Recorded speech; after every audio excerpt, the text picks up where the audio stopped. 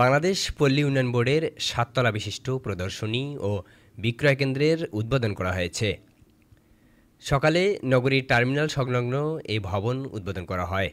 এ সময় বিআরডিবির প্রশিক্ষণপ্রাপ্ত উদ্যোক্তাদের শতরঞ্জি পাট পণ্যের স্টল ঘুরে দেখেন প্রতিমন্ত্রী।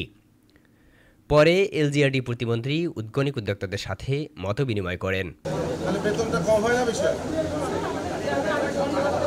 বিআরডিবির মহাপরিচালক আব্দুল গাফফার খানের সভাপতিত্বে সভায় বিশেষ অতিথির বক্তব্য রাখেন পল্লী উন্নয়ন ও সমবায় বিভাগের সচিব মোসাম্মৎ শাহনারা খাতুন, জেলা প্রশাসক মোহাম্মদ মোবাশ্বের হাসান।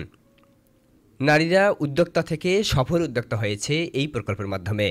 তবে প্রকল্পটির মেয়াদ বৃদ্ধির দাবি জানান তারা। মাননীয় প্রধানমন্ত্রীকে এই জন্য প্রথমে আন্তরিকভাবে ধন্যবাদ জানাই যে এরকম মেয়েদের কাজ করার ক্ষেত্রটাকে উনি অনেকটা সহজ করে দেওয়ার জন্য। আমরা আরো হাজার হাজার যে বেকার পিছিয়ে পড়া নরনারীরা আছে তারা যেন ট্রেনিং করে সফল উদ্যোক্তায় পরিণত হতে পারে।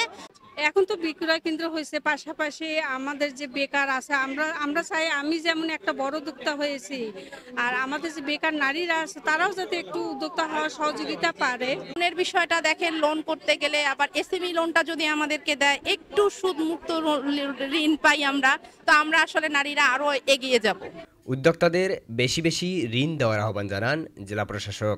উদ্যোক্তাদের ক্ষেত্রে একটা নির্দিষ্ট টেনিয়র থাকা উচিত, ডিউরেশন।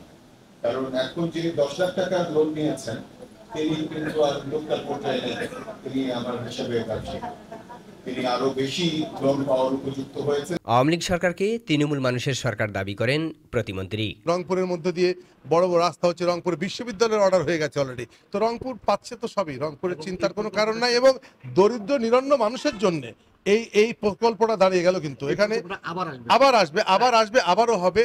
তো সেই চরবাসীদের মধ্যে মাননীয় প্রধানমন্ত্রী জননেত্রী শেখ হাসিনা আওয়ামী লীগ সরকার সম্পর্কে আমি উৎফুল্লতা দেখেছি, তাদের বিশ্বাস হয়েছে যে রংপুরের গরিব নিরন্ন মানুষের জন্য আওয়ামী লীগ সরকার ব্যাপক কাজ করছে এবং আরও ভবিষ্যতে করবে।